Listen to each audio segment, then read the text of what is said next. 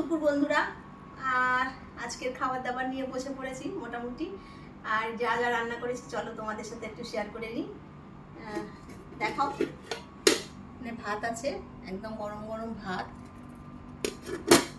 এখানে আছে মাছের মাথা দিয়ে, রাখার ওপর রাখে দেখাতে পারবে ভালো করে। মাছের মাথা দিয়ে বেশ ভালো করে পুঁই শাক চচ্চড়ি করেছি, কুমড়ো, রাঙা আলু, আলু সব কিছু দিয়ে। এটা মাছের মাথা দিয়ে পুঁই শাক। আর এখানে সেদিন লতি করেছিলাম, কচুর লতি রয়ে গেছে, ওটা আজকে খাওয়া হবে, কচুর লতি চিংড়ি মাছ দিয়ে, ঠিক আছে। এখানে আছে মুসুরির ডাল, জিরে শুকনো লঙ্কা ফোড়ন দেওয়া মুসুরির ডাল করে নিয়েছি। এখানে আছে আলু ভাজা, আলু ভাজা অনেক কিছুই হয়েছে মোটামুটি আজকে বন্ধুরা।